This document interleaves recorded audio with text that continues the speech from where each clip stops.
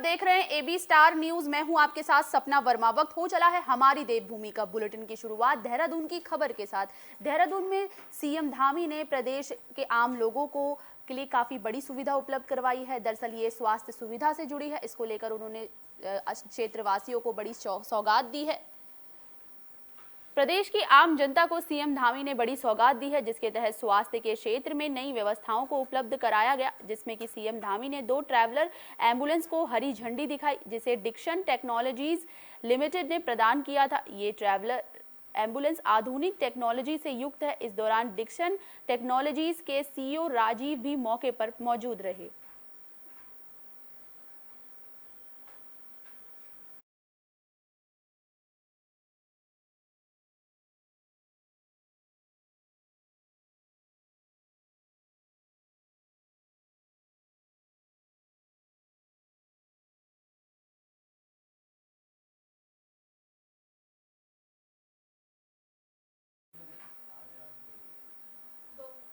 देहरादून में राज्यसभा की सीट के लिए होने वाले चुनाव को लेकर तमाम रूप से तैयारियां शुरू हो चुकी है। इसको लेकर बीजेपी ने भी अपने पैनल के नेताओं की लिस्ट जारी कर दी है।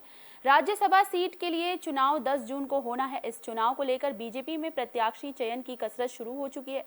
केंद्रीय नेतृत्व में प्रांतीय नेतृत्व को 6 नामों का पैनल तैयार करने का निर्देश भेज दिए गए हैं, जिसके बाद राज्यसभा के बीजेपी पैनल में पूर्व सीएम त्रिवेंद्र सिंह रावत, पूर्व विधायक कैलाश गहतोड़ी, प्रदेश उपाध्यक्ष ज्योति प्रसाद गैरोला, प्रदेश महामंत्री कुलदीप कुमार, बीजेपी महिला मोर्चा की राष्ट्रीय महामंत्री दीप्ति रावत और स्वराज विद्वान जैसे कई नामों के शामिल होने की बात सामने आ रही है।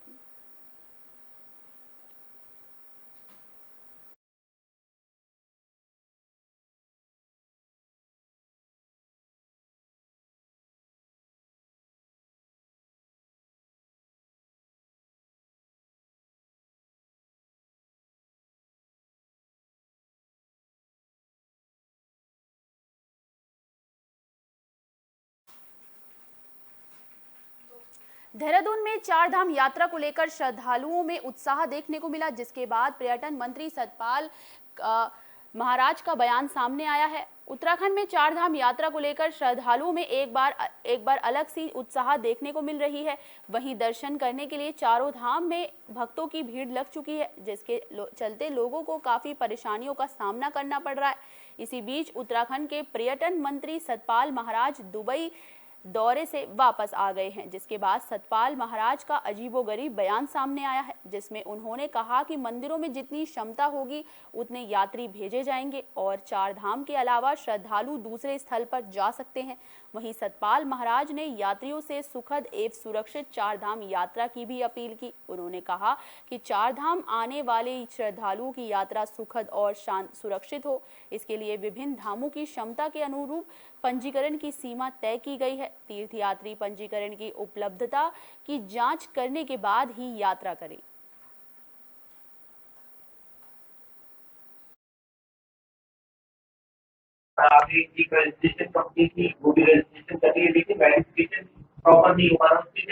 नहीं, मैं ये कहना चाहता हूं कि इस समय बहुत ज्यादा जनता में उत्सुकता है चार धाम यात्रा करने की। इसमें हमारे यमुनोत्री के अंदर अभी तक 42,574 आ चुके हैं। 1,09,952 गंगोत्री में आ चुके हैं। केदारनाथ के अंदर 2,03,972 लोग आ चुके हैं और बद्रीनाथ में 1,95,329 लोग पधार चुके हैं। तो ग्रैंड टोटल जो बना है वो हमारे 5,91,827 लोगों का बना है। तो ये हमारे लिए बड़े गौरव की बात है कितने लोग आ रहे हैं। पर कैरिंग कैपेसिटी के बारे में मैं बार बार कहता रहा और मैं फिर से कहूंगा कि जो कैरिंग कैपेसिटी हमारे धामों की है उसके मुताबिक ही लोग जाएं। और खास करके अब ये भी देखने को मिला है कि कोरोना से लोगों के लंग्स भी इन्फेक्ट हुए हैं। सच में तो देखा जाए, आप जानते हैं कि चार धाम में हमारी ऑल वेदर रोड बन गई है, जिससे सीधे यात्री ऋषिकेश से चलते हैं और सीधे बद्रीनाथ पहुंचते हैं। पर एक्लेमेटाइजेशन का होना बहुत जरूरी है। जब हम ले जाते हैं तो 2 से 3 दिन तक एक्लेमेटाइजेशन के लिए लोग वहां पर विश्राम करते हैं। किसी को हिलने डुलने नहीं दिया जाता है। और जब बॉडी सस्टेन कर जाती है, बॉडी वहां के एनवायरमेंट से सस्टेन कर जाती है, तब वहां पर पर्यटन को आगे बढ़ाने को और आगे घूमने फिरने को आपको मौका दिया जाता है। यहाँ पर वो बात नहीं हो रही है। इसलिए खासकर जो कोरोना से प्रभावित लोग हैं उनसे मैं आग्रह करूंगा कि अपना फिटनेस करवा के डॉक्टरों से परामर्श करके ही आए और अपने आप को एक्सर्ट ना करें। अगर आपको ब्लड प्रेशर है तो धीरे धीरे यात्रा करें। हेली सर्विस चल रही है और भी हम सर्विसेज को लाने का प्रयास कर रहे हैं। इलेक्ट्रिक व्हीकल्स का प्रयास कर ऑल टेरेन व्हीकल्स का प्रयास कर रहे हैं। देहरादून में चारधाम यात्रा के दौरान तीर्थ यात्रियों की बढ़ती भीड़ को देखकर वहन क्षमता के अनुसार पंजीकरण की व्यवस्था की गई। इसके दौरान बिना पंजीकरण के यात्रियों को रोका जा रहा है। केदारनाथ और यमुनोत्री धाम में दर्शन करने के लिए 31 मई तक वहन क्षमता के अनुसार पंजीकरण पूरे हो चुके हैं, जबकि बद्रीनाथ धाम में 20 मई और गंगोत्री धाम में 25 मई के बाद पंजीकरण उपलब्ध है। केदारनाथ धाम में अब तक 2 लाख से अधिक श्रद्धालु दर्शन कर चुके हैं। वहीं केदारनाथ, बद्रीनाथ, गंगोत्री और यमुनोत्री धाम में तीर्थ यात्रियों की बढ़ती भीड़ को नियंत्रित करने के लिए सरकार ने अब धामों में वहन क्षमता के अनुसार पंजीकरण की व्यवस्था की है, जिसके तहत बिना पंजीकरण के तीर्थ यात्रियों को रोका जा रहा है, जिससे कि धामों में क्षमता से अधिक श्रद्धालु पहुंचने से अव्यवस्थाओं का सामना न करना पड़े।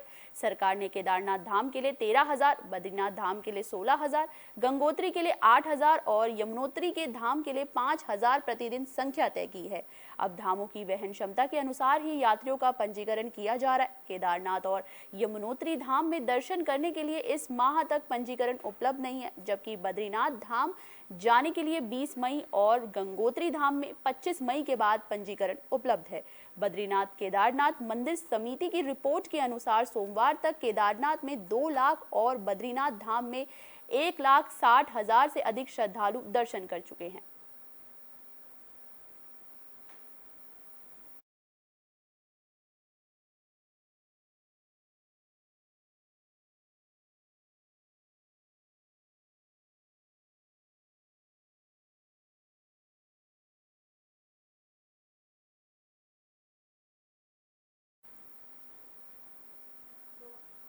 अल्मोड़ा में पंतनगर हवाई अड्डे को विकसित करने को लेकर पूरा काम जो है वो सुचारू रूप से चलने की तैयारी होने वाली है।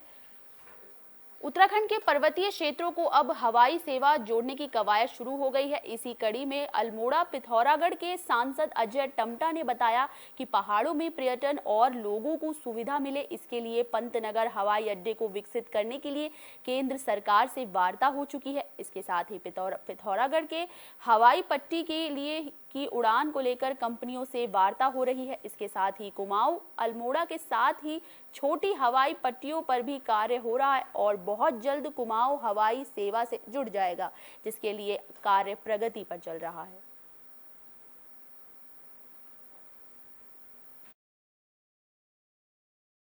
प्रधानमंत्री जी के मार्गदर्शन से हमको पंतनगर को बहुत अच्छा पैसा दिया और उसकी आज हमारी एक बड़े एयरपोर्ट के रूप में करने की एक जो कामना है उसको पूरा कर रहे हैं। उससे हमारी पिथौरागढ़ की जो कनेक्टिविटी है उसको हमने एयरपोर्ट अथॉरिटी ऑफ इंडिया की क्लियरेंस दिलाई, DGCA की क्लियरेंस दिलाई, तो ये बहुत सारी क्लियरेंस होने के बाद उसमें हमारी कनेक्टिविटी चली। मगर अभी हमारे मन में भी दिमाग में भी है ये किसी प्रकार से भारत सरकार इसको रनवे को ले ले। अभी उसमें भी हमारा एक प्रयास है। जो छोटे छोटे हेलीपैड बनाए गए हैं उसका उपयोग उसको हम जल्दी ही उसका हमारा टेंडर हो गया, उसमें हम हिंडन से और पंतनगर से और देहरादून से फ़्लाइट चलाएंगे। छोटे एयरपोर्ट की तो क्योंकि हमने हेलीपैड की जो बात हमने एक बार विचार आया था कि भाई ऐसे टूरिज़्म को बढ़ाने के लिए कोविड कालखंड के अंदर हमारी जो नियमित फ़्लाइट थी वो भी बंद हो गई।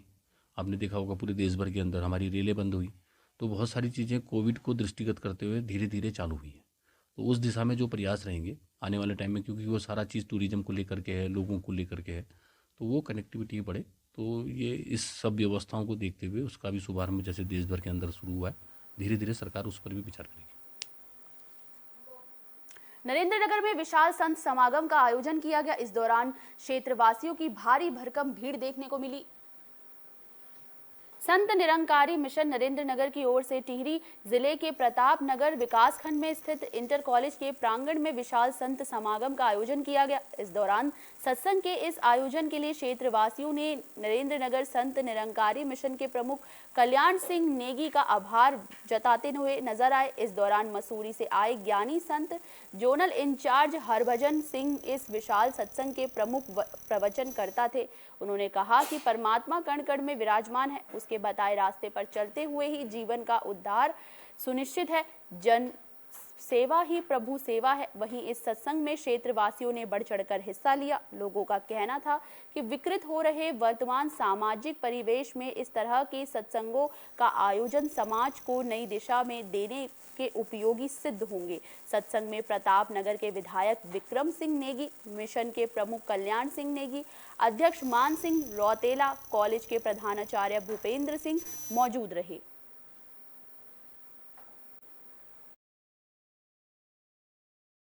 आज यहाँ पर धार मंडल के कफलोक गांव में राजकीय इंटर कॉलेज के प्रांगण में निरंकारी मिशन का एक बहुत बड़ा समागम का आयोजन हुआ और अत्यंत खुशी हो रही है देख करके कि दूर दूर से गांव से चल करके यहाँ पर महापुरुष आए और अन्य जिज्ञासु जन भी आए और हमारे बीच में यहाँ पर मसूरी से जोनल इंचार्ज बाबूजी हरभजन सिंह जी पहुँचे और उन्होंने एक संदेश युवा पीढ़ी को दिया कि किस प्रकार से आज हम देख रहे हैं कि युवा जो है नशे की गिरफ्त में है और किसी भी प्रकार से उनको रोका नहीं जा सकता जब तक कि वो आध्यात्मिकता की ओर न मुड़े।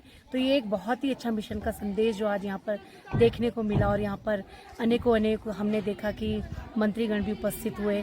तो ऐसे आयोजन समय समय पर होते रहें, यही हमारी कामना है और बहुत ही अच्छा लग रहा है कि आज यहाँ पर बहुत बड़ी संख्या में यहाँ पर महापुरुषों ने भी आकर आशीर्वाद लिया। और ग्राम कफलोक पट्टी धार मंडल टीडी गढ़वाल में आज निरंकारी समागम का आयोजन किया गया है ताकि इस क्षेत्र में भी ब्रह्म ज्ञान की ज्योत आगे पहुँचे और इस क्षेत्र में जितने भी मिशन की सेवा है, चाहे रक्तदान शिविर है, अन्य सामाजिक कार्य है, ज्ञान की भक्ति के साथ साथ अन्य को भी लाभ मिले और सभी एक प्रभु परमात्मा की जानकारी प्राप्त करके प्रभु परमात्मा की भक्ति करें। इस अवसर पर हमारे जोन के जोनल इंचार्ज श्री हरभजन सिंह जी एवं पूरे हमारे जिले के अनेकों जगह से संत महापुरुष समागम में पहुँचे हैं। लगभग 1000 से ऊपर की यहाँ पर संगतें पहुँची हुई है और सब यहाँ भक्ति भरा सुंदर वातावरण बना हुआ है ताकि पूरे इलाके के लिए सुख की कामना कर रहे हैं। निरंकारी सतगुरु माता सुदीक्षा जी का संदेश है, एक दूसरे से प्यार करें। एक दूसरे से प्यार तभी होगा जब हम इस ईश्वर की प्राप्ति करेंगे और जब ईश्वर की प्राप्ति हो जाती है फिर पता लग जाता है कि हम अलग नहीं हैं, सब हम एक हैं। और हमारे सतगुरु का कहना है, एक को जानो, एक को मानो और एक हो जाओ। निरंकारी मिशन को आध्यात्मिक वो व्यवस्था नहीं है, एक भाईचारा है और जहाँ प्रभु के दर्शन कराए जाते हैं वहीं समाज की सेवाओं में भी अग्रणी है निरंकारी मिशन। बहुत से रक्तदान शिविर लगाए जाते हैं। बाबा जी का कहना है कि रक्त नालियों में नहीं नाड़ियों में बहना चाहिए। इसी रूप में कोरोना के टाइम में भी मानवता की सेवा की गई। मसूरी के अंदर 3 एम्बुलेंस चल रही हैं, शववाहन चल रहा है, सिलाई सेंटर हैं और अन्य डिस्पेंसरियाँ हैं। अभी बहुत जल्द ही दिल्ली में हमारा 1250 बेड का हॉस्पिटल भी खुलने जा रहा है। आज इस दूर दराज के गांव में हरि भजन हो रहा है और निरंकारी मिशन के जो जोनल इंचार्ज जी हैं उनका मैं कफलोक गांव में इस विधानसभा में स्वागत करता हूं, अभिनंदन करता हूं। और इस दूर दराज गांव में रहने वाले लोगों को, इसके आसपास के लोगों को जो सत्य का ज्ञान वो बांट रहे हैं, उससे निश्चित तौर पे इनके जो आने वाली पीढ़ी है, जो आने वाला भविष्य है, वो अच्छी राह भी पकड़ेगा, अच्छी दिशा की तरफ भी जाएगा और हरि भजन करने के लिए इतना बढ़िया सुंदर और सुरम्य स्थान, उसका लाभ लोगों को मिलेगा। टिहरी में बेकाबू होकर एक बाइक खाई में जा गिरी, जिसके बाद इस हादसे में एक शख्स की मौत हो गई, वहीं एक शख्स घायल बताया जा रहा है। देवप्रयाग से 2 किलोमीटर पीछे एक वाहन गहरी खाई में गिर गया, जिसके बाद एसडीआरएफ टीम को इसकी सूचना मिली, जिसके बाद एसडीआरएफ की टीम तुरंत घटनास्थल पर पहुंची, जहां एसडीआरएफ टीम को घटनास्थल पर पहुंचकर पता चला कि श्रीनगर से ऋषिकेश की ओर बाइक आ रही थी, जिसमें कि 2 युवक सवार थे। देवप्रयाग से 2 किलोमीटर पहले वाहन बेकाबू होकर लगभग 200 मीटर गहरी खाई में गिर गया, जिससे एक युवक की गंभीर रूप से घायल होने की बात सामने आ रही, तो वहीं एक की मौत हो गई है।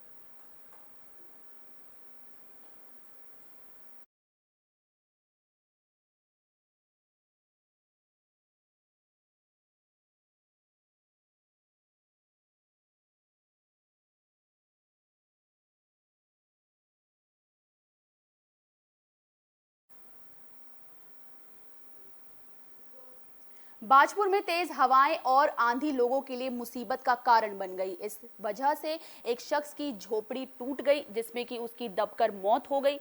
बाजपुर में देर रात आंधी लोगों के लिए मुसीबत लेकर आई, जहां आंधी से कई घरों की झोपड़ियां उड़ गई, साथ ही विशालकाय पेड़ तेज हवा के चलते बिजली के तारों पर गिर गए। वहीं झोपड़ी में दबकर एक व्यक्ति की मौत होने का मामला सामने आया, जिसके बाद घटना की सूचना मिलने पर एसडीएम राकेश चंद तिवारी और पुलिस टीम मौके पर पहुंच गई, जहां पुलिस ने शव को कब्जे में लेकर पोस्टमार्टम के लिए भेज दिया है। वहीं राजस्व विभाग की टीम ने मृतक के परिजनों को 3800 रुपए की आर्थिक मदद और 5 पैकेट राशन किट उपलब्ध कराई।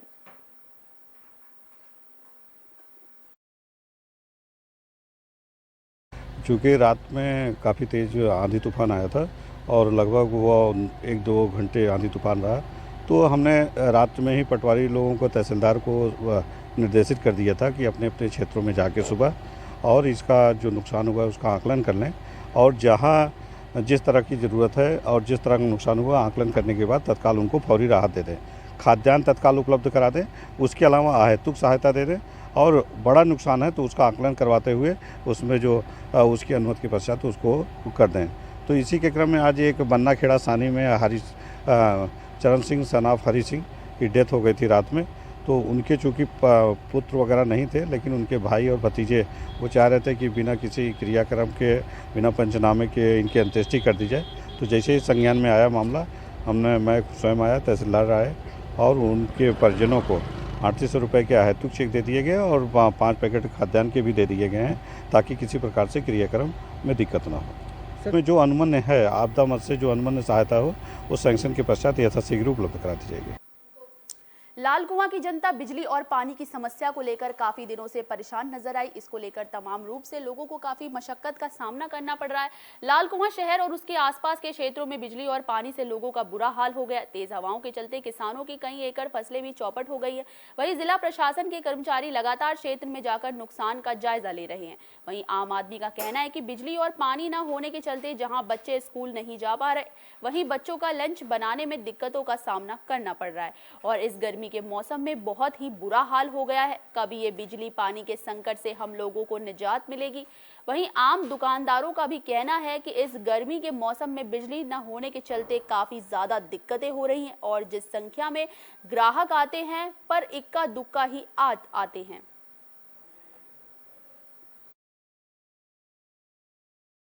बहुत ज़्यादा हो रही है। जैसे ही आंधी तूफान का मौसम होता है तो सबसे पहले लाइट जाती है। लाइट जाने के बाद तो फिर आप सभी समझ सकते हैं कि कितनी प्रॉब्लम होती है। सारे फ्रिज बंद, बच्चों का नेट बंद, बच्चों की ना पढ़ाई हो पाती है अच्छे से और ना लाइट चलेंगे ना पंखे चलेंगे। जनरेटर भी जिसके घर पे है वो तो चलो चला लेंगे एक बार के लिए, और इन्वर्टर 2 मिनट में डाउन हो जाता है। आजकल तो गर्मी का मौसम है, पंखे चलाओ जैसे ही तो इन्वर्टर डाउन हो जाता है। तो बहुत ज़्यादा प्रॉब्लम हो रही है अभी, और सबसे मेन प्रॉब्लम है गर्मी की। और फ्रिज में रखा हुआ सारा सामान ख़राब हो जाता है। इसलिए मेरा प्रशासन से हाथ जोड़ के विनती है कि सबसे जल्दी से जल्दी हो सके तो हमारे जो विधायक जी हैं ये लाइट की और इसकी समस्या को दूर करने की कोशिश करें, जिससे कि हम आम जनता वालों को इतनी ज़्यादा परेशानियों का सामना ना करना पड़े। खासकर महिलाएं सुबह उठ जाती है जल्दी, बच्चों के लिए खाना बनाना पड़ता है। शायद ऐसा हो गया कि कई स्कूल बंद हैं और बच्चे नहीं भेजे स्कूल। हाँ होता है, मैंने खुद नहीं भेजे। लाइट नहीं होती है तो हमें जल्दी लंच बनाना पड़ता है, बस जल्दी आ जाती है तो फिर नहीं बना पाते हम। लाइट भी नहीं होती है, प्लस अंधेरा हुआ रहता है तो बच्चे भी आनाकानी करते हैं उठने में। एक तो रात भर सोए नहीं रहते हैं तो सुबह उनको नींद आती है, थोड़ा सा ठंडी हवा चलती है। तो मेन प्रॉब्लम लाइट की बहुत ज़्यादा है। गर्मी कितनी महसूस कर पा रहे हैं अभी? गर्मी तो पूछना ही नहीं है, गर्मी बहुत ज़्यादा होती है। कोई भी समस्या होती है तो हम तो यही उम्मीद करते हैं कि उसका जल्दी से जल्दी समाधान हो जाए, और सरकार को भी देखना चाहिए कि तत्काल प्रभाव से हर कार्यों को कंप्लीट करें और पूर्ण करें। क्योंकि दिक्कत तो होती है, चाहे वो एक दुकानदार भी हो, एक हाउस होल्ड, एक लेडी भी हो, तो उस सबको प्रॉब्लम है। और कल जो हुआ है उस हिसाब से तो बहुत ज़्यादा दिक्कत है। पानी की दिक्कत है, बिजली नहीं आ रही तो पानी का समस्या तो है ही है, साथ में और जो समस्या इससे उत्पन्न होती है वो चीज़ भी अलग है। सरकार को थोड़ा देखना चाहिए कि जितनी जल्दी इसका समाधान निकाले उतना हमारे भी अच्छे हैं। मानते हैं थोड़ा बहुत डिले होता है लेकिन इतना नहीं। आज से आज पूरा दिन हो गया है, पानी की समस्या देना, पीने का पानी उपलब्ध हो पा रहा है और बाकी कार्य भी इससे कहीं ना कहीं विलम्ब हो ही रहे हैं। आंधी में तो नुकसान बहुत ज़्यादा हुआ है। जैसे 33 के भी टूटी है, 11 के भी टूटी है और हमारी LT लाइनें भी टूटी हैं। 33 की भी तो यहीं बगल में देखे तो नर्सरी के पास ही है, एक टावर टूटा हुआ है। उससे आगे जंगल में कुछ टहने वहने गिर कर तार वार टूटे हुए थे, वो तो रिस्टोर कर रहे हैं। कोशिश ये करेंगे कि शाम तक लगभग मैक्सिमम रिस्टोर कर सकते हैं। क्या सारे कर्मचारी के अलावा हमने बाहर से भी आदमी हायर किए हुए हैं, क्योंकि इलेक्ट्रिकल का जो काम करते हैं वो लेबर ऐसे मार्केट में अवेलेबल नहीं होती है, वो स्पेशलाइज इसी के होते हैं, उन्हें भी हायर किया हुआ है। मतलब उम्मीद है कि शाम को लोग हाँ, अपनी ओर से हम बिल्कुल प्रयास करेंगे शाम तक चालू कर सकें इसे। पौड़ी में आसमानी आपदा का कहर देखने को मिला। बिजली गिरने की वजह से लोगों के घर ताश के पत्तों की तरह बिखरते हुए नजर आए।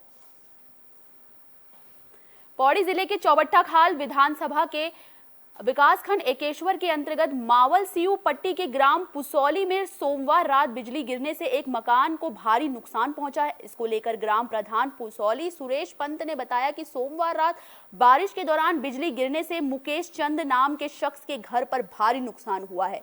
उसके घर की मुंडेर और दीवार, साथ ही साथ सीढ़ियां टूट गई है। साथ ही घर का बिजली का मीटर बुरी तरह से जल गया है। टीवी, फ्रिज, रिसीवर सहित साथ ही पूरे घर की बिजली लाइन जल गई है।